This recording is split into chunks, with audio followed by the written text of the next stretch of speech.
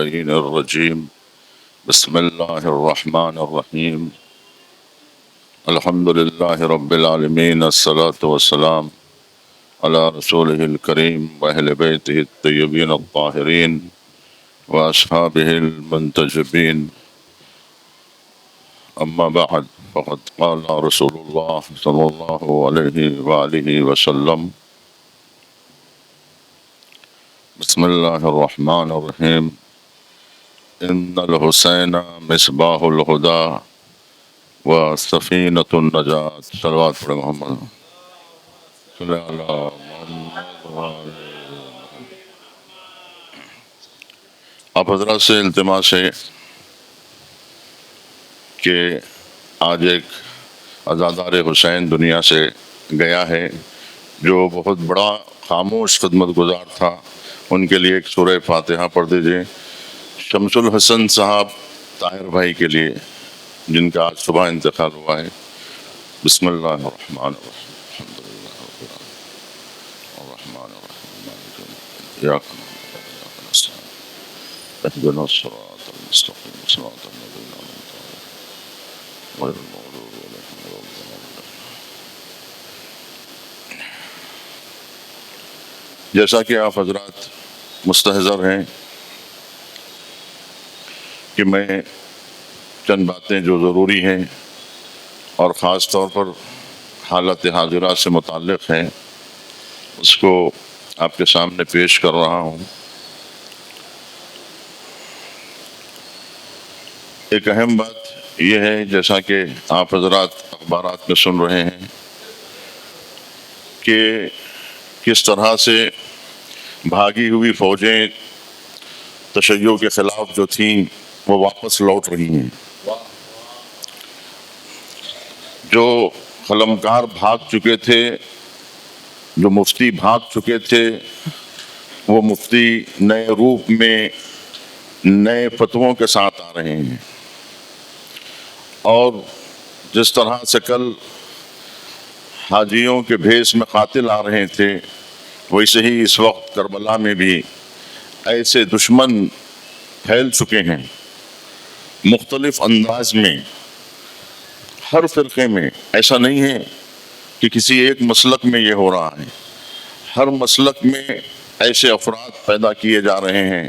خاص طور پر ایسے نوجوان خطیبوں کو تیار کیا جا رہا ہے. آج ہمارے پاس ہمارے ہی شہر کے بعض خطیب جن کو امریکہ بلایا گیا ہے وہ کہتے ہیں کہ ہم شہید آیت اللہ خامنئی کے لیے سورہ فاتحہ بھی نہیں پڑھائیں گے. اس طرح کے خطیب شیعوں میں پیدا کیے جا رہے ہیں. تب اندازہ لگائیے کہ اہل سنت میں کیسا کام ہو رہا ہوگا.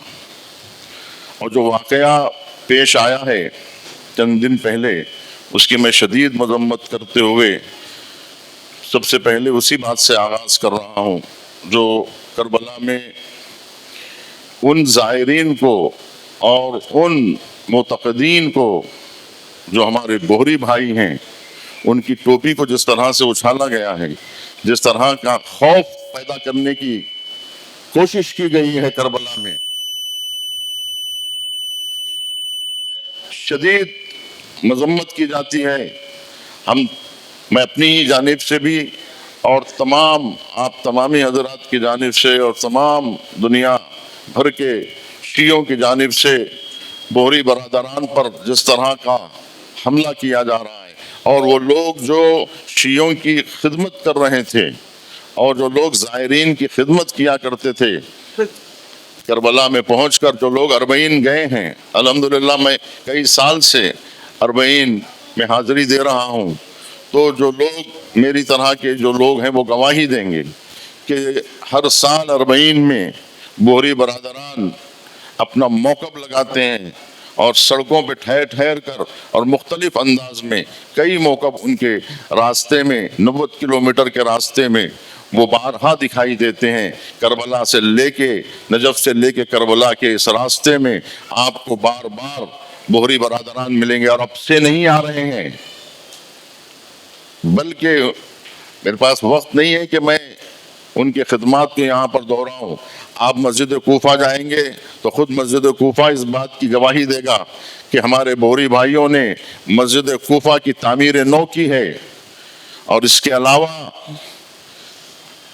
گزشتہ دور میں بھی امام حسین علیہ السلام کی زری جو اس وقت ایران سے قم سے بن کر آئی ہے، لیکن اس سے پہلے جو زری امام حسین علیہ السلام کی تھی وہ بوہری برادران کے تعاون سے وہ زری امام حسین علیہ السلام کی سونے کی زری وہاں پہ چڑھائی گئی تھی۔ بہرحال ان کی ایک تاریخ ہے، اور اس طرح کے حملوں سے اور اس طرح کے تشدد سے وہ لوگ پیچھے ہٹنے والے نہیں ہیں، اور کربلا سے اپنا رشتہ توڑنے والے نہیں ہیں۔ یہ دشمنان اسلام اور دشمنان کربلا، دشمنان امام حسین اس بات کو لکھ لیں، اور جو افواہ ہمارے درمیان پھیلائی جا رہی ہے وہ بھی غلط ہے۔ اس لیے کہ میں نے خود بوہریوں کو مشہد جاتے ہوئے دیکھا ہے۔ ایک بار ایسا ہوا تھا کہ وہ ایران سے کربلا جا رہے تھے، تو درمیان میں ان کا کاروان تہران میں رکا تھا۔ مرحوم کانجی صاحب نے ان لوگوں کے لیے کہا کہ آپ لوگ مشہد کی زیارت کر کے آئیے، تو بہت سارے ہمارے بوہری برادران امام رضا کی زیارت کے لیے گئے تھے، جو اس بات کی دلیل ہے کہ وہ مخالف نہیں ہے ہمارے ائمہ علیہ السلام۔ اگر یہ سمجھنا کہ انہوں نے اپنا راستہ امام جعفر صادق علیہ السلام کے بعد بدل لیا ہے، تو اس کا یہ مطلب نہیں ہے کہ وہ ناحق سمجھتے ہیں۔ جس طرح سے زیدی شیعوں کے بارے میں ہمارا خیال ایسا نہیں ہے، تو پھر بوہری برادران کے بارے میں ایسا خیال ہمارے ذہن میں کیسے پیدا ہو سکتا ہے؟ لیکن ان کی کوشش یہی ہے، یہ تو بہت زیادہ ہم سے قریب ہے، یہ تو جعفری بھی ہے، جبکہ زیدی شیعہ جو یمن میں جن کی بڑی تعداد ہے وہ تو فقہ جعفر صادق پر عمل نہیں بھی کرتے ہیں۔ فقہی طور پر وہ شافعی مسلک کو فالو کرتے ہیں اور اس پر عمل کرتے ہیں، جو ان کا اپنا اختیار ہے، اور خلفاء کے بارے میں جو ان کے اعتقادات ہے، جو نظریات ہے، وہ اپنی جگہ پر، مجھے تفصیلات میں نہیں جانا ہے، لیکن یہ اس کی وضاحت کرنا ضروری تھا کہ کوئی شیعہ اس بات سے راضی نہیں ہے، بلکہ پوری دنیا کے شیعہ مذمت کر رہے ہیں۔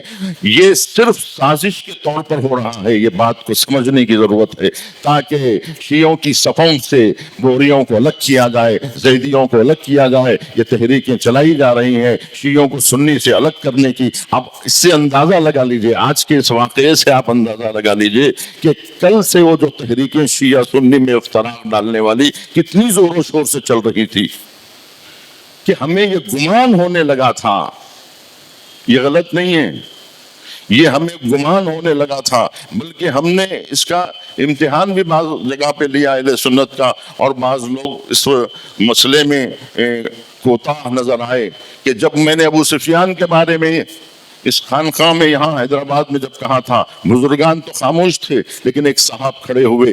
یہی وجہ ہے میں کہہ رہا ہوں کہ نوجوانوں کو ورغلایا جا رہا ہے، نوجوان خطیبوں کو۔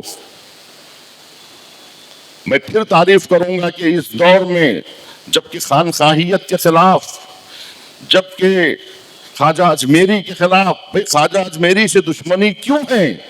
خواجہ اجمیری جس نے ہندوستان میں مسلمانوں کو شناخت دی ہے، اس خواجہ اجمیری کے خلاف، اس لیے کہ خواجہ اجمیری نے کہا تھا کہ شاہ است حسین، بادشاہ است حسین، دین است حسین، دی پناہ است حسین، سرداد نداد دست در دست یزید، حقا کے پناہ لا الہ است حسین۔ اس کے جرم میں انہیں اسلام سے خارج کیا جا رہا ہے۔ خواجہ اجمیری اگر اسلام میں نہیں رہیں گے تو پھر اسلام میں بچے گا کیا؟ ہندوستان میں کیا بچے گا؟ ہندوستان کے مسلمانوں کا جو میں ڈر رہا ہوں کہ بات کہیں طولانی نہ ہو جائے، ہاشمی میاں کا بھی میں ذکر کروں گا کہ جنہوں نے یہ وضاحت کی ہے یہاں ہندوستان کی جنتا کو، ہندوستان کی عوام کو یہ بتایا ہے کہ دیکھو دو طرح کے مسلمان ہندوستان میں آئے، جو لشکر کشی کے لیے آئے ان کو ظہیر الدین بابر کہا جاتا ہے، اور جنہوں نے اسلام پھیلانے کے لیے ہدایت کا مشن لے کر جو مسلمان آئے اسے خواجہ نظام الدین اولیاء کہا جاتا ہے، اسے خواجہ اجمیری کہا جاتا ہے۔ جاتا ہے، معین الدین چشتی کہا جاتا ہے۔ یہ وہ لوگ ہیں کہ جو ہدایت کا مشن لے کر ہندوستان میں داخل ہو۔ بہرحال آج میں پھر تعریف کروں گا سلمان ندوی صاحب کی، یہ نام لے کر میں اس لیے کہ وہ حق رکھتے ہیں اس بات کا۔ ٹھیک ہے، بعض باتیں جس طرح سے وہ دوسروں کو کہتے ہیں ہم کو بھی کہتے ہیں، سب کو کہتے ہیں، اور کہنا بھی چاہیے کہ بعض باتیں اگر کوئی انسان محبت سے کہہ رہا ہے تو اس کی بات پہ غور کرنا چاہیے، اور اگر کوئی شبہات ہے تو اس کا ازالہ کرنا چاہیے، اس پر اعتراض نہیں کرنا چاہیے، اس شبہات کا ازالہ کرنا چاہیے۔ تو جیسا کہ وہ یہ کوشش کر رہے ہیں کہ جس طرح کی دراڑ ڈالی گئی ہے مسلمانوں کے درمیان میں، اور جس راستے سے بعض افراد ایسے ہیں نا مسلمانوں میں کہ جو بنی امیہ کی تائید کر رہے ہیں، اور جو لوگ بنی امیہ کی تائید کر رہے ہیں ان کے خلاف ہم اکیلے نہیں ہیں۔ بنی امیہ کا اسلام اور بنی امیہ کے افراد اگر اسلام کے ذمہ دار بن جائیں، ان کے رہنما بن جائیں، تو پھر اسلام کا بیڑا غرق ہے۔ اس بات کو ہمارے علماء اہل سنت سمجھ رہے ہیں کہ ہم بدنام ہو رہے ہیں دنیا میں، ہمیں لوگ امام حسین کے دشمنوں میں ہمارا شمار کر رہے ہیں۔ کتنی بڑی آفت ہوگی کہ مسلمانوں کا جمہور مسلمین پر یہ اعتراض، اور جمہور مسلمین کی اگر عزت و حرمت اگر ختم ہو جائے اور ان کا نام قاتلان امام حسین میں لکھا جائے اور امام حسین کے دشمنوں میں لکھا جائے، اور وہ لوگ جنہوں نے قتل کیا ہے اور جن کے قاتلین پہچانے جا چکے ہیں، مشخص ہو چکے ہیں، ان قاتلوں سے اگر اپنا رشتہ جوڑیں اور نعوذ باللہ یزید کو رحمت اللہ علیہ کہنے لگے، نعوذ باللہ، تو کیا آفت آ جائے گی۔ اس بات کو علماء سمجھ رہے ہیں، ذمہ داران سمجھ رہے ہیں، رہنمایان ملت سمجھ رہے ہیں، کھل کر وہ کہہ رہے ہیں۔ ہمیں جرأت نہیں ہوتی تھی، انہوں نے ہمیں جرأت دی یہ کہنے کی کہ تمہیں گھبرانے کی کوئی ضرورت نہیں ہے۔ ہم مسلمان جب ابو سفیان کو اور معاویہ کو اس امت کا فرعون بتا رہے ہیں، وہ حدیثیں جو چھپائی گئی ہیں ان حدیثوں کو جب ہم ظاہر کر رہے ہیں، تمہیں ڈرنے کی ضرورت نہیں ہے۔ ہم کیا سمجھتے تھے کہ اگر یہ حدیثوں کو ہم پیش کریں گے تو فرقہ واریت ہوگی، اختلاف ہوگا، امت میں انتشار ہوگا، مسلمان بڑھ جائیں گے۔ اگر ہم کل میں نے ابو سفیان کے خلاف بولا تھا تو میرے پر اعتراض ہوا، اسی حیدرآباد میں میرے سنی بھائی جو میرے ساتھ میرے اتحاد میں میرے ساتھ ٹھہرے ہوئے ہیں، وہ لوگ خاموش تھے لیکن اعتراض ہوا، آپ گواہ ہیں اس بات کے کہ لیکن جو لوگ ابو سفیان پر اعتراض کو برداشت نہیں کر رہے تھے، وہ لوگ معاویہ پر اعتراض کو کیسے برداشت کرتے؟ لہذا میں نے اس جلسے میں ابو سفیان کا نام، معاویہ کا نام نہیں لیا تھا، لیکن آج کھل کر یہ کہا جا رہا ہے، اور یہ وہ لوگ ہیں کہ جو امت میں اتحاد پیدا کرنے کی کوشش کر رہے ہیں۔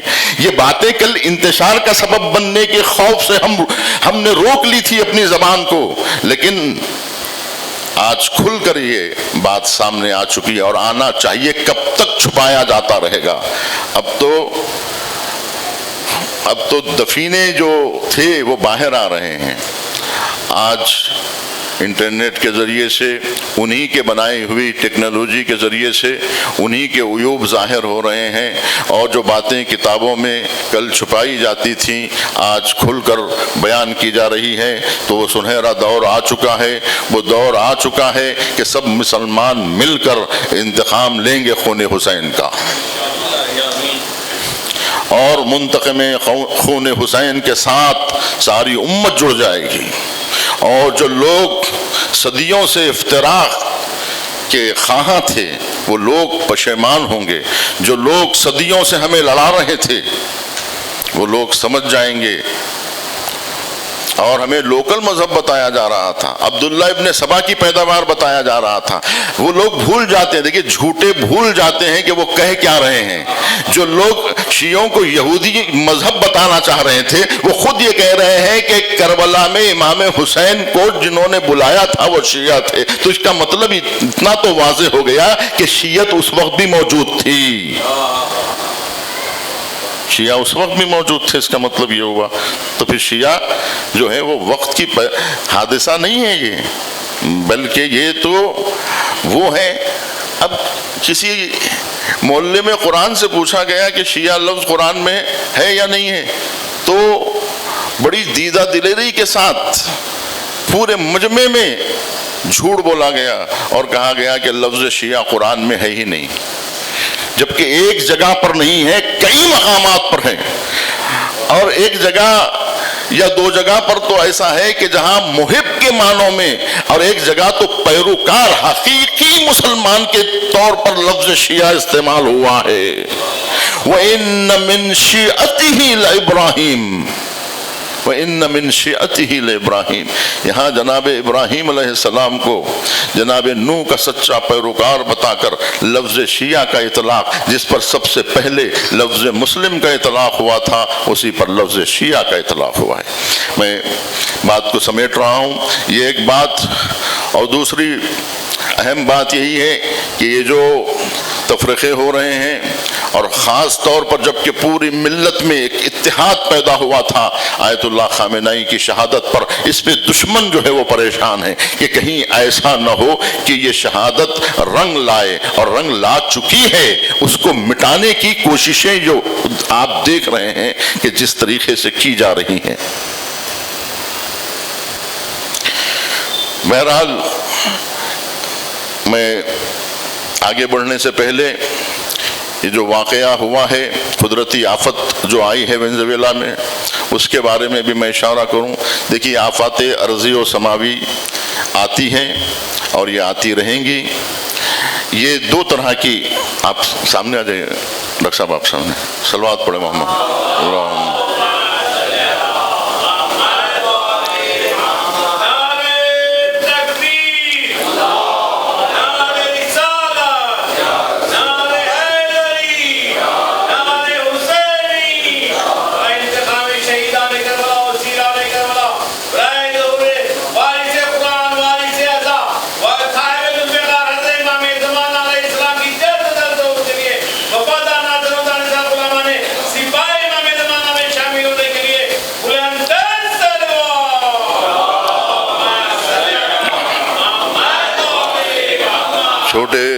چھوٹے موٹے زلزلے آتے تو میں ذکر نہ کرتا، لیکن وہ ملک جو ابھی خلفشار سے گزر رہا ہے، جو ابھی سیاسی اتھل پتھل سے گزر رہا ہے، کہ جہاں اقتصادی بحران اور سیاسی بحران جس ملک کو پریشان کیا ہوا ہے، جہاں کے صدر کو یرغمال بنا کر قیدی کر کے اٹھایا گیا ہے، اس ملک پر ایک آفت آ گئی ہے، اور وہ آفت زلزلے کی شکل میں آئی ہے. دیکھیے، موتیں تو ہوتی ہیں، زلزلوں سے بھی ہوتی ہے، طوفانوں سے بھی ہوتی ہے. ترکی کا زلزلہ آپ نے دیکھا، ہزاروں لوگ دنیا سے گئے. لیکن دیکھیے، غزہ میں بھی لوگ گئے، ترکی میں بھی گئے، وینزویلا میں بھی گئے. لیکن غزہ کے لوگ جو جاں بحق ہوئے، شہید ہوئے. اب یہ بات میں وضاحت کروں کہ شہادت کسے کہتے ہیں، اور یہ جو آفت سماوی ہے اس کے دو رخ ہوتے ہیں. ایک یہ بھی ہو سکتا ہے کہ عذاب الہی ہو ان گناہ گاروں کے لیے جن کا صفایا کرنا قدرت چاہتی ہو، تو وہ زلزلوں کے ذریعے سے ان گناہ گاروں کا صفایا کر دیتی ہے.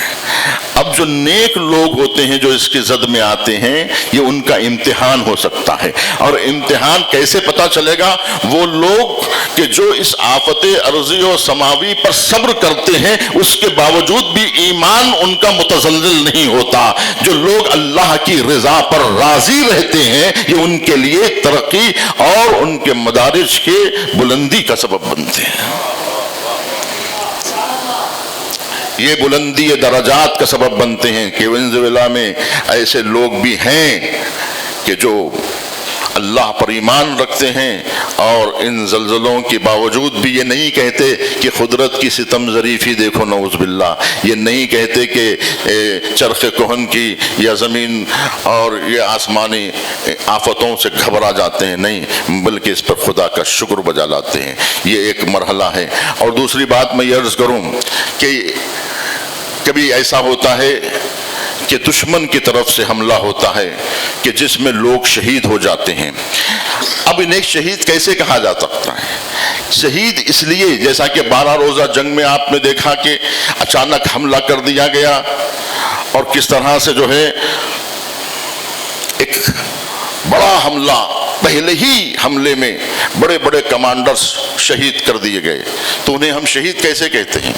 شہید اس لیے کہتے ہیں کہ شہید وہ ہوتا ہے جو زندگی میں شہید ہوتا ہے، یعنی جو سر سے کفن باندھ کے جو نکلتا ہے، جو شہادت کے لیے آمادہ رہتا ہے، جو شہادت کے لیے تیار رہتا ہے اور وہ انتظار میں رہتا ہے کہ اپنی جان کسی طرح سے جاں آفری کے حوالے کر دے، یہ جو نظر رکھ کے انسان بیٹھتا ہے تو کس کے انتظار میں بیٹھا ہوا ہے؟ وہ جو قرآن مجید کہہ رہا ہے کہ کچھ لوگ وہ ہیں کہ جو اپنے وعدے کو پورا کر چکے ہیں، من المؤمنین رجال صدقوا ما عاہدوا اللہ علیہ فمنہم من ينتظر، اور ان میں سے کچھ ایسے ہیں جو انتظار دیکھ رہے ہیں۔ کس کا انتظار دیکھ رہے ہیں؟ موت کا انتظار دیکھ رہے ہیں۔ یہ جو پہلے حملے میں سلامی شہید ہو گئے اور بڑے بڑے حاجی زادہ شہید ہو گئے، باقری شہید ہو گئے، یہ لوگ شہید ہیں اس لیے کہ یہ لوگ جنگی لباس پہن کے تیار تھے، یہ لوگ جنگ کے لیے آمادہ تھے، انہیں شہید کر دیا گیا، تو یہ شہید ہیں۔ لیکن اس حملے میں آپ نے دیکھا کہ اس وقت جو حملہ ہوا تھا اس میں بھی رہبر کو ٹارگٹ کیا گیا تھا، لیکن اب دیکھیے اگر اس وقت رہبر شہید ہو جاتے تو یہ کہا جاتا، یعنی جو اس فلسفے سے واقف نہیں ہیں، اس مقدمے سے واقف نہیں ہیں، وہ لوگ کہہ دیتے کہ وہ تو نہیں چاہ رہے تھے مگر حملہ ہو گیا، وہ تو شہید ہونے کے لیے انتظار میں نہیں بیٹھے تھے بلکہ اچانک حملہ ہو گیا اور وہ شہید ہو گئے۔ اسی لیے رہبر نے کہا کہ اب ہم جو شہید ہوں گے تو دنیا کو یہ بتائیں گے کہ ہم شہادت کا انتظار کر رہے ہیں پوری دنیا کے سامنے۔ اس وقت تو جب اطلاع دی جا چکی تھی اور ان سے کہا جا رہا تھا کہ آپ چھپ جائیے، یا بعض لوگ تو بھیجا چکے تھے اور ایڈریس بھی دے دیا تھا کہ ماسکو چلے گئے ہیں، یعنی جانے کا ایڈریس بھی دے دیا تھا کہ کس ملک میں گئے ہیں، اور کتنے لوگ ان کی خبروں کو صحیح سمجھ کر باور کر چکے تھے کہ آیت اللہ خامنائی یہاں نہیں ہیں۔ اگر وہ شہید نہ ہوتے تو لوگ آج تک یہی گمان میں رہتے کہ وہ جو ہے فرانس میں ہے یا رشیا میں ہے یا جو ہے چین میں ہے۔ آج ان کی شہادت نے بتا دیا، اور اس بار انہوں نے کہا تھا، یہی شب عاشور تھا کہ 12 روزہ جنگ کے بعد پورا مہینہ گزرنے کے بعد وہ لوگوں کے سامنے آئے تھے کہ نہیں؟ کب آئے تھے؟ شب عاشور آئے تھے۔ ان کے گھر میں حسینیہ میں روز مجلس ہوتی ہے اور وہ ہر روز مجلس میں حاضر ہوتے ہیں، لیکن گزشتہ سال 9 دن تک وہ حاضر نہیں ہوئے تھے اور 9ویں دن وہ حاضر ہوئے تھے۔ اس کا مطلب وہ یہ چاہ رہے تھے کہ اس وقت ہماری شہادت نہ ہو۔ اس کا مطلب یہ نہیں کہ شہادت سے بھاگ رہے تھے۔ امام حسین علیہ السلام نے جس طرح سے مکے سے اپنا راستہ لیا اور مکے کو چھوڑ دیا، 8 ذی الحجہ کو مکہ چھوڑ دیا امام حسین علیہ السلام نے۔ کیوں؟ اس لیے کہ امام حسین نہیں چاہتے تھے کہ وہ جو 30 افراد یزید کی طرف سے معمور ہو کر مکہ پہنچ چکے تھے، جب امام حسین علیہ السلام کو اس بات کی خبر مل چکی تھی کہ حاجیوں کے بھیس میں قاتل آ چکے ہیں، تو امام حسین نے فیصلہ کیا ہم تو شہادت کے لیے تیار ہیں، مدینے سے نکلے ہیں تو شہادت کے لیے نکلے ہیں، اپنے بچوں کو لیے جا رہے ہیں، شہادت کی طرف لیے جا رہے ہیں۔ ابھی ہمارے پاس کئی راستے ہیں مکے میں، مکہ تو مرکز ہے، وہاں سے تو کئی راستے ملتے ہیں۔ امام حسین مکے سے کہیں بھی جا سکتے تھے، لیکن 3 شعبان کو مکہ کربلا پہنچنے والے حسین ابن علی 8 ذی الحجہ تک مکے میں قیام کرتے ہیں۔ یہ جو لوگ سمجھ رہے ہیں کہ کربلا ایک حادثہ ہے اور کچھ لوگوں نے اچانک گھیر کے امام حسین کو شہید کر دیا ہے، تو یہ غلط بات ہے، یہ غلط نظریہ ہے۔ یہ کہنا کہ امام حسین اپنی جان بچانا چاہ رہے تھے اور وہ ہندوستان جانا چاہ رہے تھے یا پاکستان جانا چاہ رہے تھے یا فلاں ملک جانا چاہ رہے تھے، یہ سب باتیں غلط ہیں۔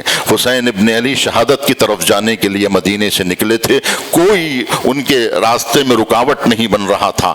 امام حسین کی یہ کربلا ان کی سوچی سمجھی کربلا ہے، یعنی امام حسین علیہ السلام نے طے کیا تھا، اور امام حسین خود امام حسین علیہ السلام، آپ دیکھیے جناب عباس ابن علی کے لیے ان کی ولادت سے پہلے سے کربلا تیار ہو رہی ہے، کربلا اچانک تیار نہیں ہوئی ہے۔ حضرت علی کیا کہتے ہیں عقیل کو بلا کے، عقیل میں ایک ایسی خاتون سے شادی کرنا چاہتا ہوں جس سے ایسے فحول بچے پیدا ہوں، ایک ایسے پہلوان بچے پیدا ہوں جو حسین ابن علی کا کربلا میں ساتھ دے۔ ہے یا نہیں ہے؟ اس کا مطلب کیا ہوا کہ کربلا کی تیاری امیر المومنین کروا رہے تھے۔ امام حسین خود وقت کا حادثہ نہیں ہے، بلکہ امام حسین کے لیے تیاری ہو رہی تھی۔ امام حسین علی ابن ابی طالب کے بیٹے ہیں، دنیا پہچان لے، جو حضور نے کہا تھا ھذا حسین فاعرفوا، یہ حسین ہے، انہیں پہچانو۔ حسین فاطمہ زہرا کے بیٹے ہیں، حسین رسول اللہ کے نواسے ہیں۔ دیکھیے رسول اللہ، علی ابن ابی طالب اور امام حسین، یہ 3 سلسلے ہیں۔ اور ادھر آپ دیکھیں ابو سفیان کا بیٹا معاویہ اور معاویہ کا بیٹا یزید۔ تو یزید بھی وقت کا حادثہ نہیں ہے، یزید بھی بنایا گیا ہے، یزید بھی بنایا گیا ہے۔ جھلس گئے تھے جو زہرا کا گھر جلانے میں، علاج ان کا نہیں ہے کہیں زمانے میں، اسی لیے تو مسلسل شراب پیتا تھا۔ یزید پیدا ہوا تھا شراب خانے میں، ورنہ اچانک یزید کیسے بن گیا؟ اگر آپ کہتے ہیں کہ معاویہ اگر جو ہے وہ صحیح تھا تو پھر یزید کیسے خراب ہو گیا؟ کس گھر میں خراب ہوا؟ کس معاشرے میں خراب ہوا؟ کس ماحول میں خراب ہوا؟ اس کو خراب کرنے میں کن لوگوں کا ہاتھ ہے؟ اگر جب تحقیق ہوگی تو کیا جس کو آپ نے چھپایا ہے، جن روایتوں کو چھپایا ہے، وہ روایتیں کھل کر سامنے نہیں آ کے چیخ چیخ کے کہے گی کہ ہم نے بنایا ہے یزید کو؟ اور وصیت کس نے کی تھی یزید سے کہ ان سے بیعت لینا، یعنی امام حسین کے قتل میں معاویہ شریک ہے کہ نہیں ہے؟ اگر نہیں ہے تو پھر اس روایت کا کیا کریں گے جو یزید کو بلا کر یہ کہا تھا کہ دیکھو مجھے 4 افراد سے جو ہے وہ خطرہ ہے کہ ان سے بیعت لینا، اور سب کے بارے میں کہا تھا کہ عبداللہ ابن زبیر کیا کریں گے، عبداللہ ابن عمر کیا کریں گے، عبد الرحمن ابن ابی بکر کیا کریں گے، اور امام حسین کا رد عمل کیا ہوگا۔ یہ ساری باتیں معاویہ نے بتا دی تھی۔ اس کا مطلب یہ ہے کہ معاویہ امام حسین کے قتل میں شریک ہیں۔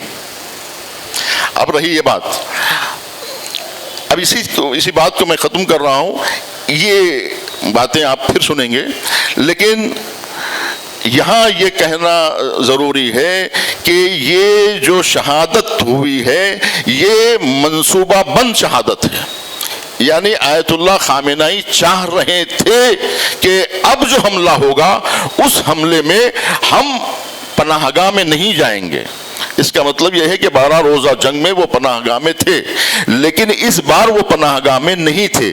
اس بار وہ چاہ رہے تھے کہ میں قربانی دوں گا اور اجتماعی قربانی دوں گا، اور ان کے ساتھ ان کی بیٹی نے بھی کہا تھا، اس بیٹے نے بھی کہا تھا، کیا معلوم نہیں تھا کہ حملہ ہونے والا ہے؟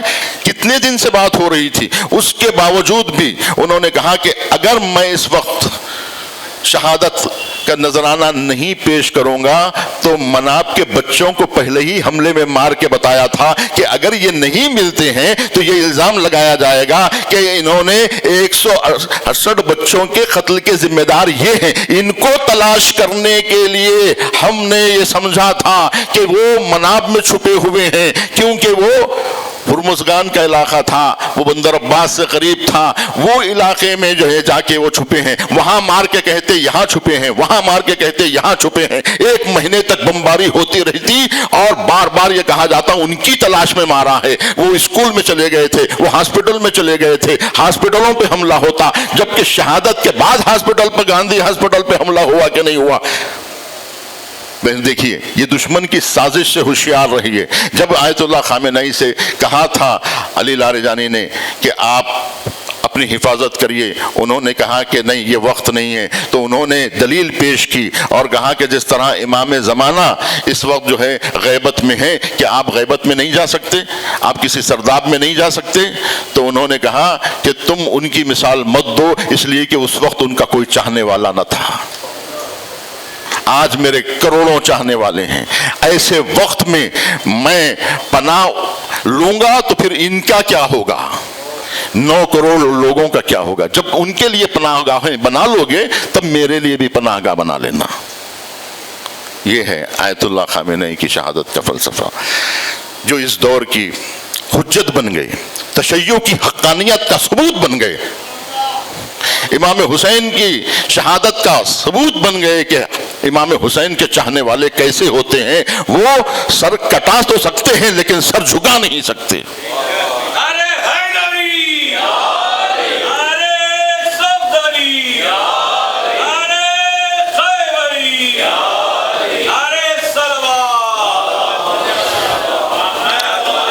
اور انہوں نے اپنی شہادت سے پہلے سارے مقدمات بیان کر دیے تھے، ساری چیزیں بتا دی تھیں، ساری وصیتیں کر دی تھی۔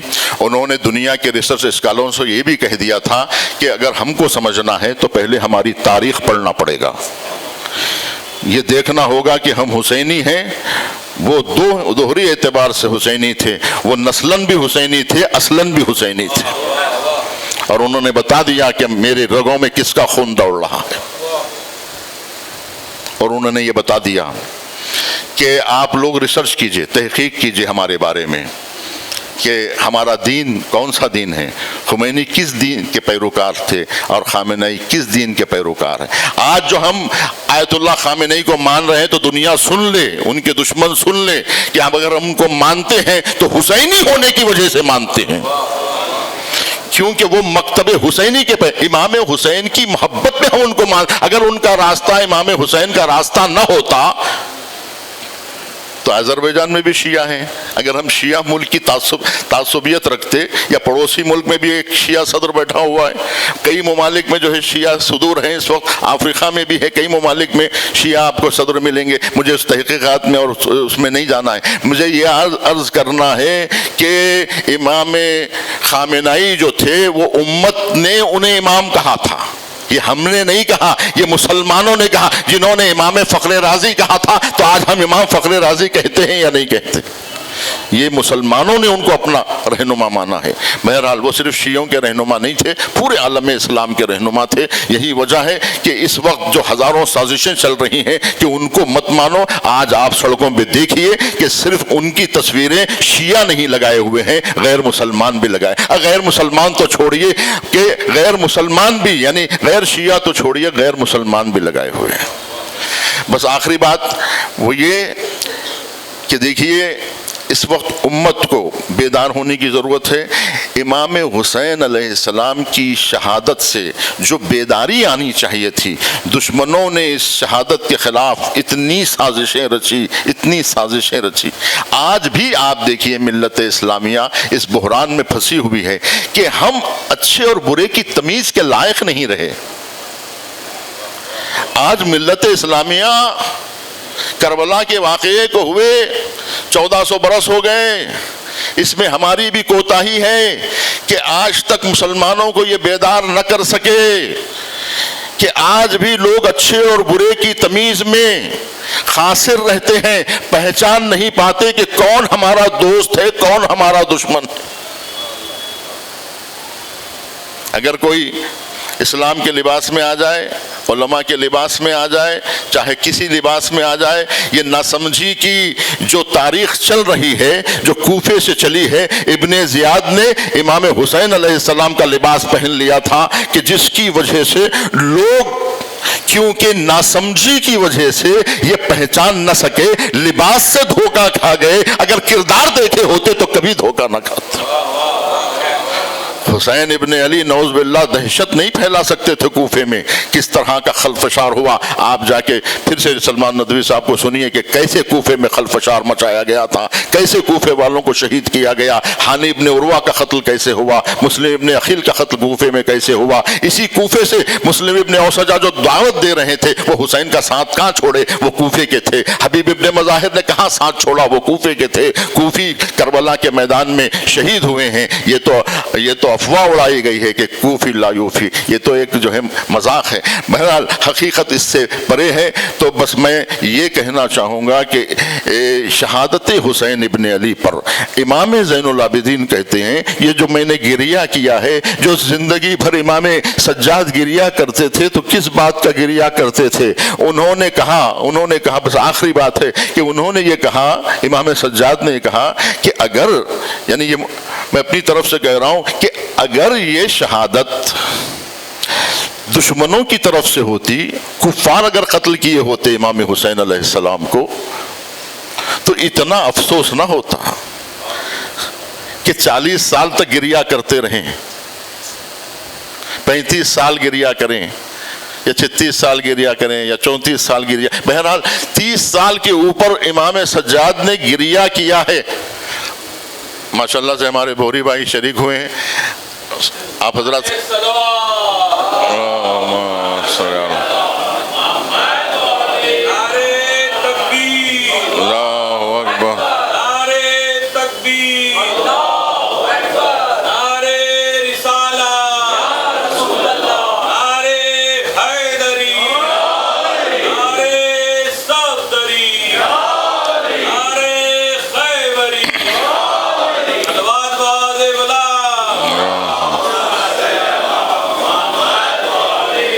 ہم جناب جعفر حسین صاحب کے شکر گزار ہیں کہ انہوں نے ہمارے بھوری بھائیوں کو ہمارے پاس لا کر ہمیں شکریہ کا موقع دیا اور اس بات کا موقع دیا کہ ہم ان سے معذرت چاہیں ان لوگوں کی جانب سے کہ جو جہالت میں جس طرح کے دشمنوں کے سازشوں کا شکار ہو کر اور یہودیوں کی سازشوں کا شکار ہو کر جنہوں نے جس طرح سے توہین آمیز رویہ اختیار کیا کربلا میں نے ابھی گفتگو کا آغاز ہی اسی سے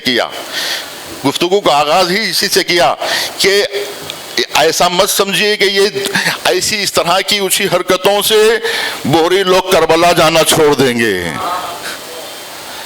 اور اپنا رشتہ عراق سے ختم کر دیں گے، ایسا دشمن کی بھول ہے۔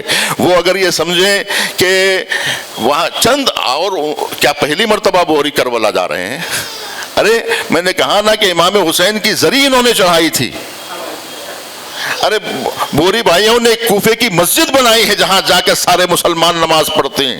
ہم نے وہ مسجد بھی دیکھی 2004 میں، جعفر میاں میرے ساتھ تھے، کہ اس وقت کوفے کی مسجد کا کیا حال تھا، دقت القضا کیسا تھا، اور وہ سارے حالات، وہ جلی ہوئی وہ راکھ شدہ مسجد تھی، اس کو نئے سرے سے اپنی ذاتی کمائی سے، اپنی حلال کمائی سے، یہ وہ تاجر طبقہ ہے کہ جنہوں نے، میں نے کہا کہ دیکھیے یہ جو الزامات تہمتیں لگائی جاتی ہیں یہ دشمنوں کی طرف سے لگائی جا رہی ہیں۔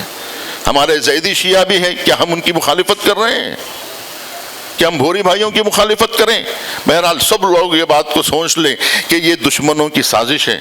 ارے بھائی یہ دشمن کی سازش ہے، ورنہ آپ کب سے جا رہے ہیں؟ کب ایسا ہوا تھا؟ کب آپ بغیر ٹوپی کے گئے تھے؟ ہمیشہ یہی ٹوپی پہن کے گئے، لیکن کبھی یہ ٹوپی اتاری نہیں گئی ہے۔ انہیں دشمن کو معلوم ہے کہ اس ٹوپی سے یہ ایک فرقے کی شناخت ہو رہی ہے کہ کربلا میں یہ بھی وابستہ ہے کربلا سے، اور اس سے تقویت ملے گی تشیع کو ان کے آنے سے۔ لہٰذا یہ اگر آ رہے ہیں تو اپنی شناخت ختم کر کے آئے تاکہ شیعوں کو یہ فائدہ نہ اٹھانا پڑے کہ صرف شیعہ کربلا میں آتے ہیں اور اربعین میں صرف شیعہ آتے ہیں، بہری نہیں آتے۔ یہ وہ بتانا چاہ رہے ہیں۔ ان کو تو معلوم ہے کہ روک نہیں سکیں گے اور روکا نہیں جا سکے گا، لیکن یہ جو شناخت ہے نا ان کی، یہ شناخت کے ساتھ آؤ وہ کہہ رہے ہیں۔ یہ شناخت کے ساتھ آئیں گے ہی تو ہم کو تقویت ملے گی۔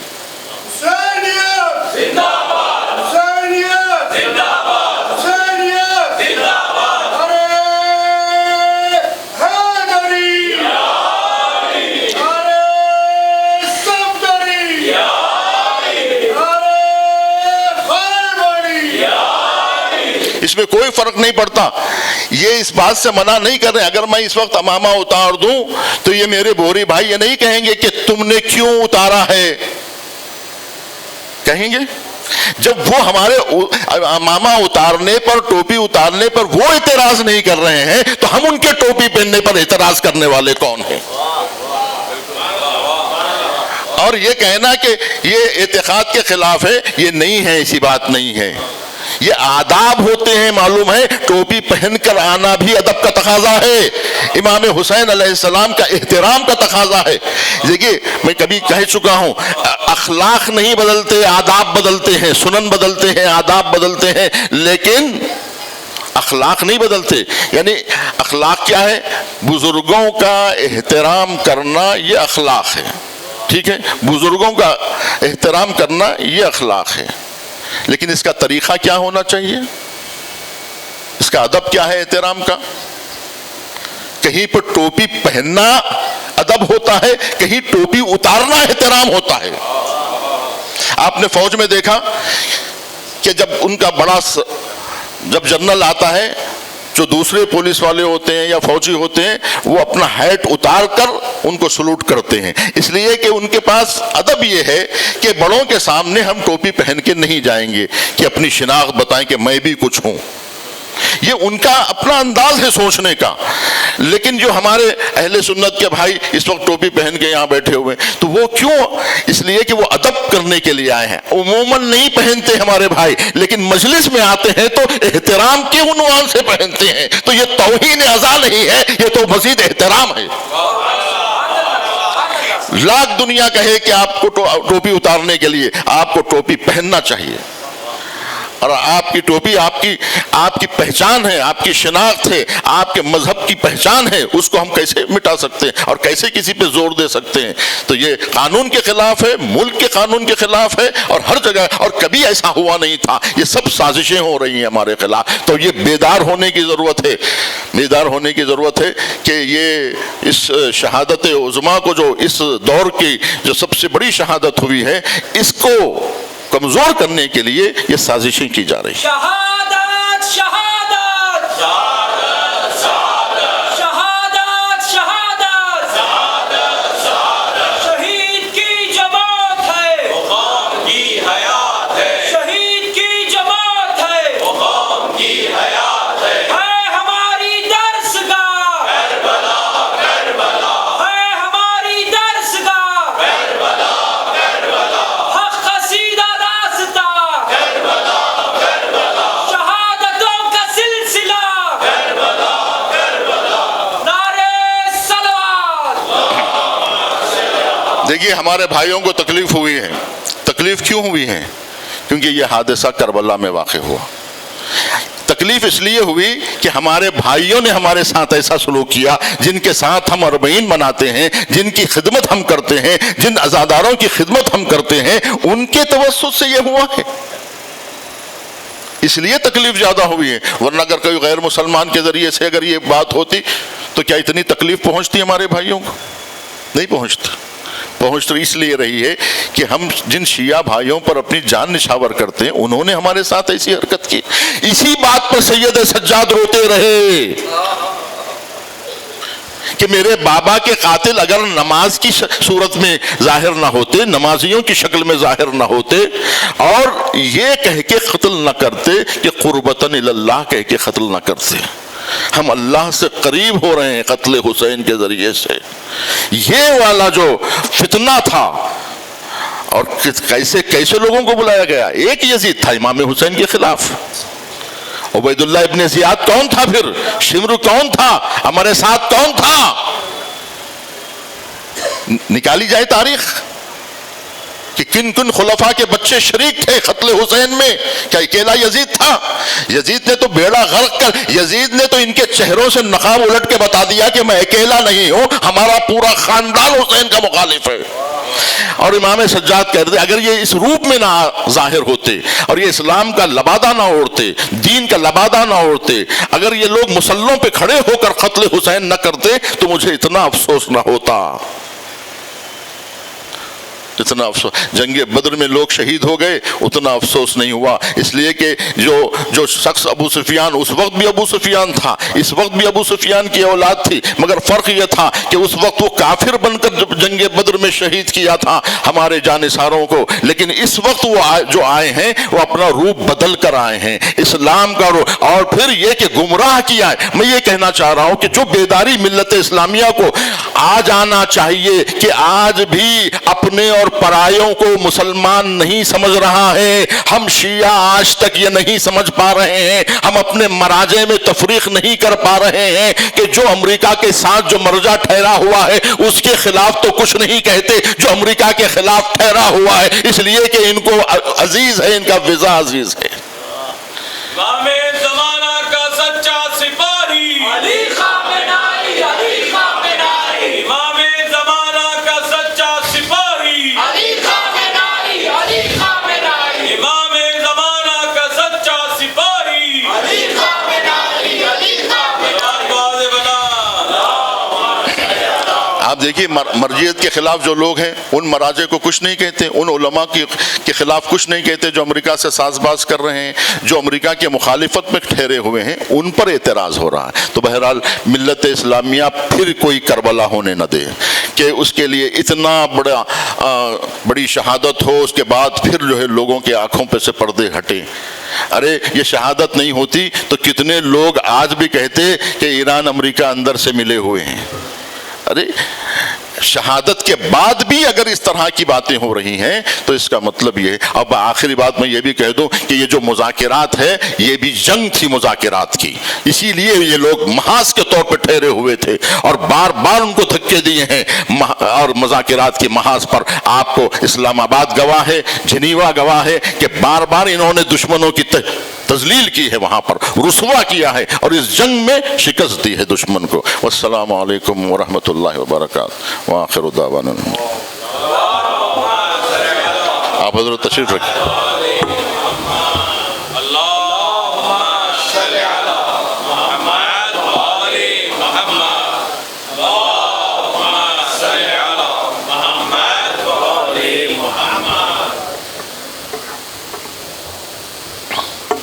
فاتحہ۔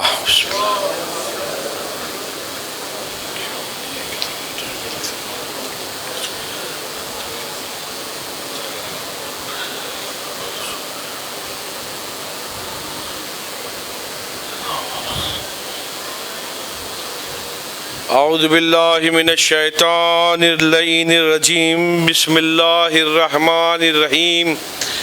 الحمد للہ الذی ہدانا لہذا وما كنا لنهتدی لولا ان ہدانا اللہ لقد جاءت رسل ربنا بالحق والصلاة والسلام والتحیۃ والاکرام علی النبی الامی المکی المدنی القرشی الہاشمی مولانا سید العرب والعجم جسمہ مطہر مقدس معطر نور الہدی مصباح الظلم شفیع الامم صاحب جود والکرم مولانا محمد مصطفیٰ وعلی علی مرتضیٰ وعلی فاطمۃ الزہراء بنت محمد مصطفیٰ وعلی حسن مجتبی وحسین مظلوم بکربلا اللہم والی من والاہم وعاد من عاداہم وانصر من نصرہم واخذل من خذلہم الذین اذہب اللہ عنہم الرجس اہل البیت ویطہرہم تطہیرا محمد وآلہ محمد وآلہ الطیبین الطاہرین المعصومین المنتجبین المنتخبین ولعنۃ اللہ علی اعدائہم وغاصب حقوقہم ومنکر فضائلہم ومصائبہم من لیلنا الی قیام یوم الدین آمین یا رب العالمین۔ اما بعد فقد قال رسول اللہ صلی اللہ علیہ وآلہ وسلم بسم اللہ الرحمن الرحیم مثل اہل بیتی کمثل السفینۃ النوح۔ صلوات بھیجے والے محمد اللہم صلی علی محمد وآلہ محمد۔ عزیزان محترم، ایک مکمل مجلس ہو چکی ہے اور 2-4 منٹ فضائل کے اور پیغامات مشکل سے اور انشاءاللہ ربط مصائب۔ میں ایک بار آخری بار، کیونکہ مجھے معلوم ہے کہ کل اس جگہ پہ شاید فرش ازاں نہ بچھے، میں اپنے بھائیوں سے ریکویسٹ کروں گا، اپنے دوستوں سے، کہ درود پڑھتے ہوئے آگے تشریف لے آئیں، اور جو کرسی پہ بیٹھے ہو فرش ازاں پہ تشریف لے آئیں۔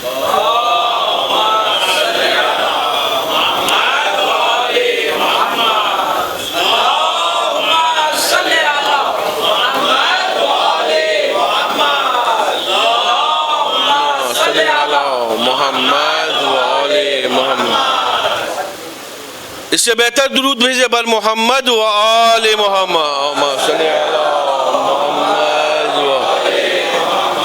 شکریہ آپ کا کہ آپ حضرات نے ایک درود اور بھیجے بر محمد و آل۔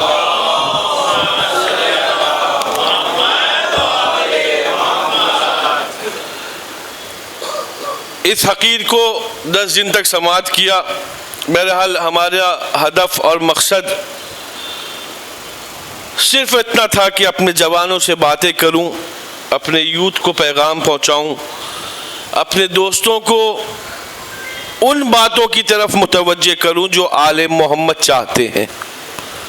اور پھر سے میں ایک بار اور قبلہ کے بعد بھی اپنے بورا برادران کا بہت بہت شکر گزار ہوں کہ وہ لوگ نے فرش ازاں پہ آ کے یہ ثابت کیا کہ دنیا چاہے جتنا ہمیں الگ کرنا چاہے، ہم کبھی الگ نہیں ہو سکتے ہیں۔ نعرے تکبیر، اللہ اکبر، نعرے رسالت، یا رسول اللہ، نعرے حیدری، یا علی، آواز بازے بلند۔ اللہم صلی علی محمد۔ اب تو ہماری قوم کا بچہ سمجھنے لگا ہے کہ اسرائیل کیا کرنا چاہتا ہے ہم لوگ کے درمیان میں۔ اختلاف کے علاوہ کچھ نہیں کر سکتا ہے، اور پروپیگنڈوں کے علاوہ کچھ نہیں کر سکتا۔ بہرحال اصل مقصد آج شب عاشور ہے، اور آج کا ایک پیغام صرف اتنا رہے گا کہ اپنے ماں باپ کی عزت کیا کرو، اپنے ماں باپ کا احترام کیا کرو، اپنے ماں باپ کے مقام کو سمجھو، اپنے ماں باپ کی منزل کو سمجھو۔ میں نے مسلسل جو حدیث کے ذیل میں آپ تک پیغام پہنچایا، اس میں ایک باپ کی بات، ایک نبی کی بات اس کا بیٹا نہیں مانا تو غرق ہو گیا۔ ٹھیک ہے، تو یعنی ماں باپ کی اگر بات نہیں مانو گے تو غرق ہو جاؤ گے، برباد ہو جاؤ گے۔ تمہیں اگر ترقی چاہیے تو ماں باپ کی بات سنو، تمہیں اگر اس دنیا میں عروج چاہیے تو ماں باپ کا احترام کرو۔ ہاں، جناب موسیٰ اللہ کے نبی ہیں، ہاں، اللہ کے نبی کا پروردگار مجھے میرا پڑوسی دکھلا دے جنت میں۔ سب نے واقعہ سنا ہے، سب نے واقعہ پڑھا ہے، میں ایک پیغام دینا چاہتا ہوں کہ پڑوسی دکھلا دے، کہ فلاں قصاب تمہارا پڑوسی۔ جناب موسیٰ گئے، دیکھا کرتا کیا ہے کہ وہ میرا پڑوسی بن گیا، کرتا کیا ہے کہ وہ میرا پڑوسی بن گیا۔ توجہ چاہتا ہوں، کرتا کیا ہے کہ میرا پڑوسی بن گیا۔ پتہ چلا، دوستی کی، نزدیک ہوئے، اور جانے کے بعد معلوم ہوا کہ قصاب تھا، گوشت بیچتا تھا، لیکن اس میں سے جو اچھی بوٹیاں ہوتی تھی اس کو نکال کے اپنے ماں کے لیے لے جاتا تھا۔ اور ماں جب جا کے دیکھا، ماں کو کیسے دیتا پتہ نہیں، اب یہاں پہ تو اب دکھائی نہیں دیتا، پہلے پرانے زمانے میں دکھائی دیتا تھا کہ گھر میں اگر کھانا وغیرہ لٹکانا پڑتا تھا کیڑے مکوڑوں سے بچانے کے بعد، جیسے یہ ہے، اس کے لیے ایک اسپیشل وہ ہوا کرتی تھی، ایک جگہ ہوا کرتی جس میں کھانا وغیرہ لٹکا، اس حالت میں اپنی ماں کو رکھ کے جاتا تھا۔ لیکن جب گوشت بیچ کر واپس آتا تھا تو روایت کہتی کہ اپنے ماں کو اتارتا تھا، احترام کرتا تھا، ان کو نہلاتا تھا، دھلاتا تھا، اور کھانا بناتا تھا۔ کیونکہ ماں کے دانت نہیں تھے تو اپنے دانت سے چبا کے ماں کے منہ میں لقمہ دیا کرتا تھا۔ اللہ اکبر، اللہ اکبر، ماں کے منہ میں لقمہ دیا کرتا تھا، اور ماں کان میں کچھ بولا کرتی تھی۔ جب کان میں بولا کرتی تھی تو نبی نے پوچھا کہ تمہاری ماں تمہارے کان میں کیا بولتی ہے؟ تمہاری ماں تمہارے کان میں کیا بولتی ہے؟ کہا میری ماں کہتی ہے کہ اللہ تم کو جنت میں موسیٰ کا ساتھی بنائے، اللہ تم کو موسیٰ کا پڑوسی بنائے۔ بھائی توجہ چاہتا ہوں، ایک ماں کی دعا، ایک ماں کی دعا ایک انسان کو جنتی بنا سکتی ہے، موسیٰ نبی کا پڑوسی بنا سکتی ہے جنت میں۔ اگر ہم لوگ کا کردار بلند ہوگا تو کیا ہماری ماں کی دعا سے کیا ہم محمد عربی کے پڑوسی نہیں ہو سکتے؟ علی مرتضیٰ کے پڑوسی نہیں ہو سکتے؟ حسن مصطفیٰ کے پڑوسی نہیں ہو سکتے؟ حسین مظلوم کربلا کے پڑوسی نہیں ہو سکتے؟ صلوات میں جبر محمد و آل محمد۔ ہم سب یہاں جو بیٹھے ہیں کس لیے بیٹھے ہیں؟ ہم سب یہاں جو بیٹھے ہیں کس لیے بیٹھے ہیں؟ ہم اس لیے بیٹھے ہیں کہ ہم حسین کی ماں جناب فاطمہ کو راضی کر سکیں، ہے یا نہیں ہے؟ ہم اس لیے بیٹھے ہیں کہ ہم حسین کی ماں جناب فاطمہ کو راضی کر سکیں۔ ماں فاطمہ کو راضی کرنے سے پہلے اپنی ماں کو راضی کرو، کیونکہ کردار تو ایسا ہے کہ ماں خود کی خفا ہے، امید شفاعت کی ہے، حسنین کی موت ہے۔ صلوات بھیجے بر محمد و آل محمد۔ اگر اپنی زندگی چاہیے، یہاں تک کہ روایت کہتی ہے کہ اگر ماں باپ نے اف کہہ دیا، اف الف اور فے، تو آپ آنکھ ہو جائیں گے۔ علماء بیٹھے ہوئے ہیں، آپ پوچھ لیجئے گا، آنکھ ہوئے آدمی کی کوئی عمل قبول؟ حیدرآباد والوں تمہارا بہت شکریہ، بہت اچھا سنا، ذرا اس بات کو بھی سن لینا، آنکھ ہو جاؤ گے۔ ایک سوال ہے میرا، کیا آل محمد بھی آنکھ کرتے ہیں؟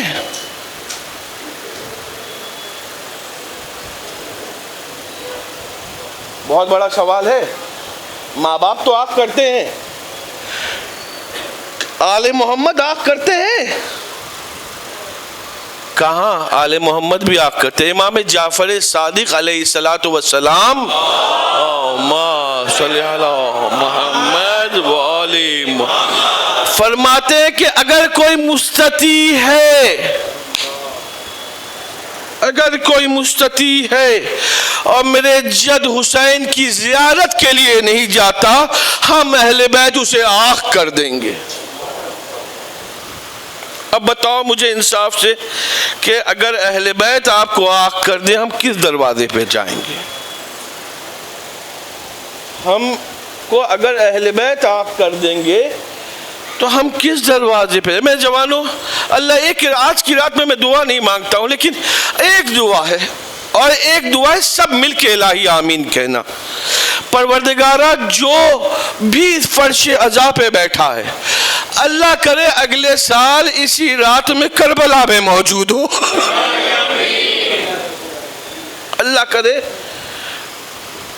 ہم اس حقیر نے طالب علمی کی 20 سال 24 سال گزارے ہیں، جو میں نے آل محمد کو سمجھا ہے، جو ان کی ذات کو سمجھا ہے، میں کوئی حدیث نہیں بیان کر رہا ہوں، کوئی میرا واقعہ کوئی کسی معصوم سے، میں اپنی بات کہہ رہا ہوں۔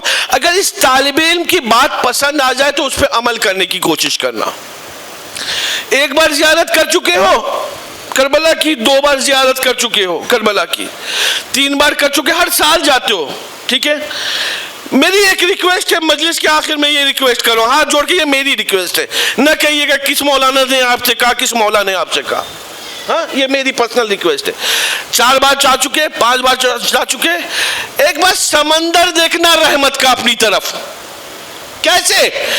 کہا مومنوں میں سے ایک ایسے مومن کو تلاش کرو جس کے بارے میں معلوم ہو جائے کہ وہ مر جائے گا لیکن کربلا نہیں جا سکتا،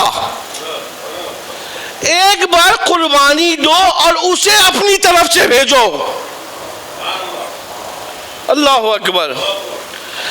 ایک بار قربانی اپنی زیارت کی دو اور اپنے طرف سے اس کو زائر قبر امام حسین بناؤ، جس کے بارے میں یقین ہے کہ یہ مومن ہے یا مومنہ ہے، لیکن اس کی استطاعت کبھی جواب نہیں دے سکتی، کبھی ساتھ نہیں دے سکتی ہے کہ وہ کربلا جائے۔ ایک ریکویسٹ ہے میری، ثواب دیکھنا، آل محمد بھی خوش ہوں گے، وہ غریب جو جائے گا اور پھر اس کے دل سے جو دعا نکلے گی۔ میں نے کربلا اس لیے پڑھا اور میں نے اس لیے بیان کیا آپ کے سامنے کہ کربلا جانے والوں کی زیارت کی فضیلت کیا ہے معلوم ہے؟ ظاہرو کبھی انشاءاللہ اگر حیات رہی تو فضیلت زیارت امام حسین پڑھوں گا، اگر کبھی حیات رہی اور کبھی موقع ملا۔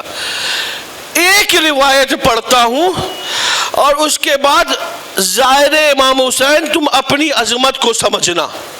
وہ کیا ہے معلوم ہے؟ جب ایک زائر قبر امام حسین کربلا چھوڑ کر اپنے وطن کی طرف جاتا ہے نا، ہماری اور آپ کی دکھیاری ماں فاطمہ زہرا خود کھڑے ہو کے اس کے حق میں دعا کرتی ہے۔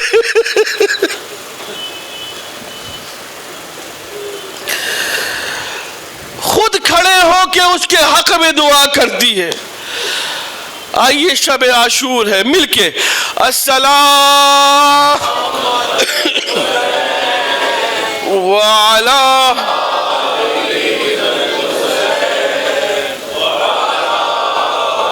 اصحاب الحسین، مل کے السلام علی الحسین وعلی علی ابن الحسین وعلی اولاد الحسین وعلی اصحاب الحسین۔ مل کے ایک بار اور السلام وعلی علی ابن الحسین وعلی اولاد الحسین وعلی اصحاب الحسین۔ ہاں مومنو، ہاں زدہ رہنے امام حسین، آج وہ قیامت کی رات آ گئی ہے۔ نہیں معلوم اگلے سال ہم میں سے خدا کی قسم نہیں معلوم کہ کون زندہ رہے گا کون نہیں رہے گا۔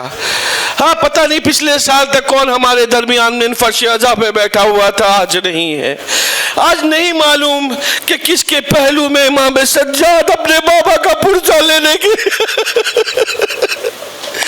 نہیں معلوم کہ کس کے درمیان میں کس بیوی کے بازو میں جناب زینب اپنے بھائی کا پرسہ لینے آئی ہوگی، جناب زہرا اپنے بیٹے کا پرسہ لینے آئی ہوگی، ایک 4 سال کی بچی آواز گریہ بلند ہو چکی۔ اللہ اکبر، اللہ اکبر، جزاکم اللہ، جزاکم اللہ۔ کوئی غم نہ دے سوائے غم امام حسین کے پروردگارہ۔ ہاں شب عاشور ہے نا، آج کی رات اور کل کی رات بڑی قیامت کی رات۔ آج جو بیویاں سکون سے سوئیں گی نا، کل وہ بیویاں سکون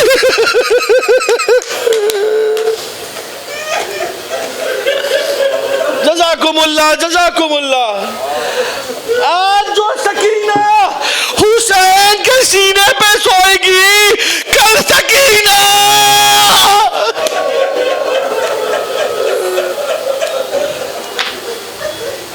اللہ اکبر، اللہ اکبر۔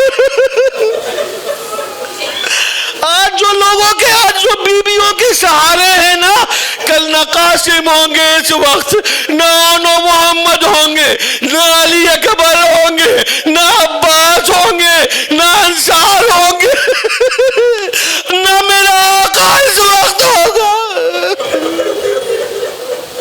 جزاکم اللہ، جزاکم اللہ۔ میں نے ایک شہید کی مصائب کو، ایک شہید کے مصائب کو میں نے بیان نہیں کیا اور میرا بڑا دل تڑپتا ہے، اور اگر میں نے ان کی معصوم بچے کی مصیبت اگر بیان نہیں کر پایا نا، میں زندگی بھر اپنے آپ کو سال بھر کوسوں گا کہ میں نے اس ننھے سے مجاہد کی مصیبت کو نہیں بیان کیا۔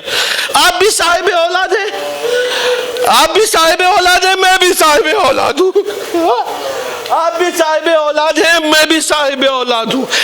2 جملے پڑھوں گا، 2 جملے.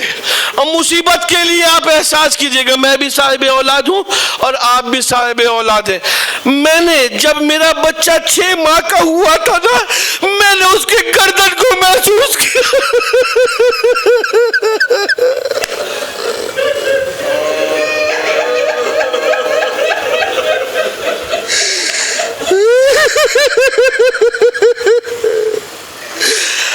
اب آپ تصور کیجئے وہ 6 ماہ کا بچہ اور 3 شعبے والا دین.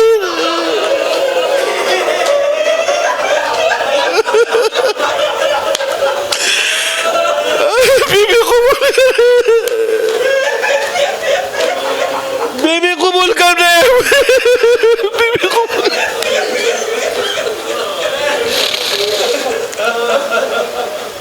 حسین کی مصیبت سننا ہے، آقا حسین کی مصیبت سننا ہے. کل اعمال کرو گے نا، کل اعمال کرو گے نا عاشورہ کے. اس عاشورہ کے اعمال میں ایک عمل ہے کہ انسان انا للہ و انا الیہ راجعون رضاً بقضائہ و تسلیما لامرہ کہہ کر 7 بار آگے جاتا ہے.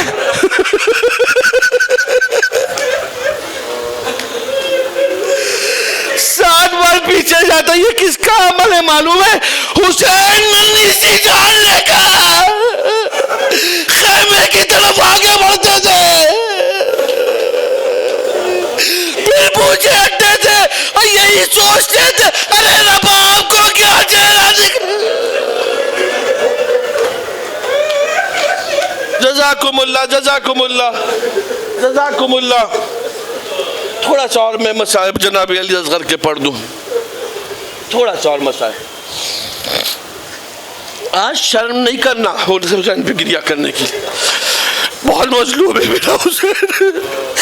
آپ تصور کیجئے نا کیا بیتی تھی حسین پہ کہ صبح عاشور پہ حسین الگ دکھتے تھے، اصل عاشور میں الگ.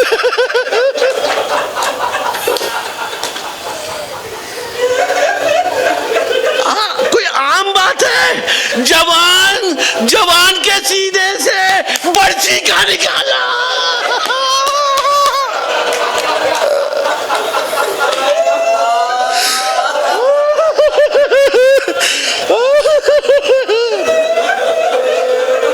جزاکم اللہ جزاکم اللہ. کوئی عام بات ہے؟ تصور کرو. تاریخ نے بتایا نا، تاریخ نے بتایا کہ جب 11 محرم نمودار ہوئی ہے نا تو سروں کو گنا گیا، سروں کو گنا گیا. تھوڑا سا آپ بھی سن لیں، سروں کو گنا گیا. ایک سر کم پڑ رہا تھا. فوج آدھا میں سے آواز آئی، ہم نے دیکھا حسین خیمے کے پیچھے ملون نکلتے نیزے ہاتھ میں. کربلا کا واحد شہید ہے علی اصغر، جس کو حسین نے خود دفن کیا تھا.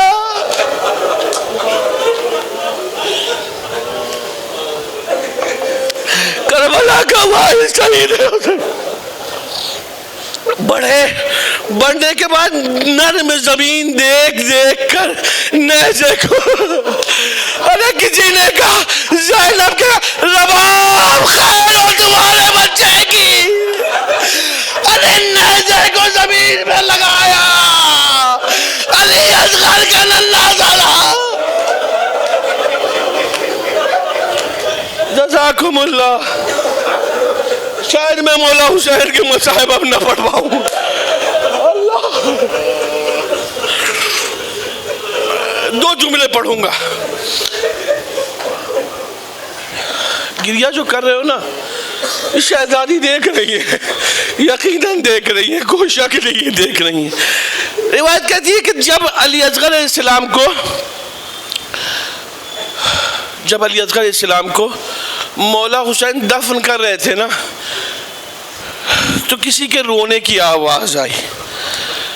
امام حسین نے دائیں دیکھا، امام حسین نے بائیں دیکھا، پھر محسوس کیا کہ ذوالفقار رو رہی ہے.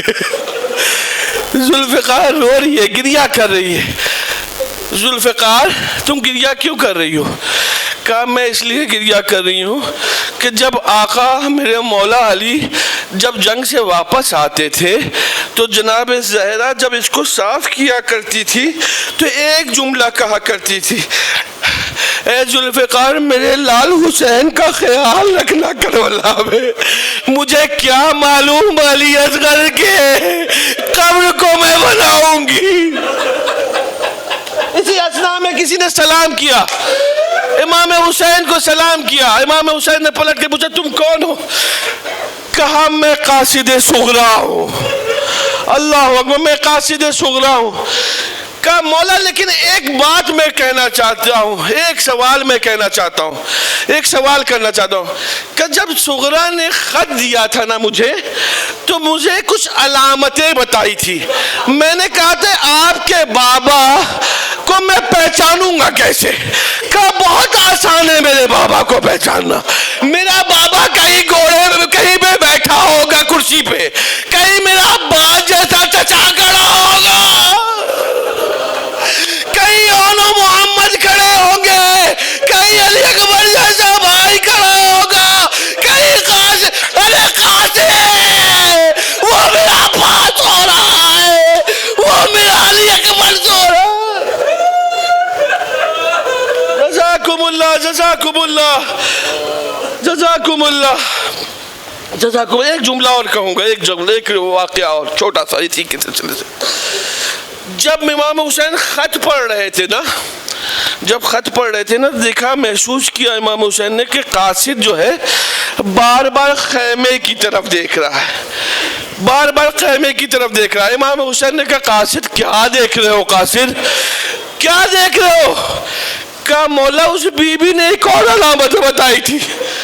کہا کیا علامت؟ کہ کہا جب تم میرے بابا سے بات کر رہے ہوگے نا، میرا 6 ماہ کا بھائی گھٹنیوں چلتے ہوئے خیمے سے باہر نکلے گا، اور اسے اٹھا کر پیار کر لینا. اللہ اکبر، جزاکم اللہ. اسے اٹھا کے پیار کر لینا. قاصد تاخیر کر دی، میں اسی علی اصغر کی قبر بنا رہا ہوں. اجرکم اللہ، اجرکم. میرے اندر اور طاقت نہیں ہے، تاب نہیں ہے، لیکن 2 جملے مصائب کے امام حسین کی اور سن لیجیے. ایک رخصتی بیان کروں گا، حالانکہ مولا کی 3 رخصتیاں ہیں، ایک امام سجاد سے، ایک امام جناب زینب سے، لیکن ایک رخصتی اور سن لیجیے. ایک رخصتی ہے ان کی لاڈلی بیٹی سکینہ کی رخصتی. اللہ اکبر، سکینہ کی رخصتی. میں نے کیا کہا تھا جملہ مجلس کے ابتدا میں، مصائب کے ابتدا میں یہ کہا تھا کہ آج سے قانون بدل جائے گا، آج کی رات سے قانون بدل جائے. آج تک جو حسین کے سینے پہ سو رہا تھا وہ کل اپنی ماں کے سینے پہ سوئے گا، اور کل تک جو آج تک جو اپنی ماں کے سینے پہ سو رہا تھا وہ حسین کے سینے پہ سوئے گا. جزاکم اللہ، جزاکم اللہ. امام حسین آخری وقت کے لیے کربلا کے میدان میں جانا چاہتے ہیں. میرے اندر تاب نہیں، صرف 2 جملہ اور مصائب کا اور سن لیجئے. تاریخ نے کہا کہ کسی نے شمر ملعون سے پوچھا تھا، میں نے اس کو بھی چھوڑ دیا. شمر ملعون سے کسی نے پوچھا تھا کہ تمہیں کیا ضرورت تھی کہ حسین کے سر و تن میں کند خنجر لے کے جدائی کرو؟ تو کیا ضرورت تھی کہ حسین کے سر و تن میں کند خنجر لے کے؟ شمر کہتا ہے میں نے کند خنجر لے کے جدائی نہیں کیا تھا، میں نے کند خنجر لے کے جدائی نہیں کیا تھا، میں نے شب عاشور اسے سیقل کیا تھا. لیکن پتا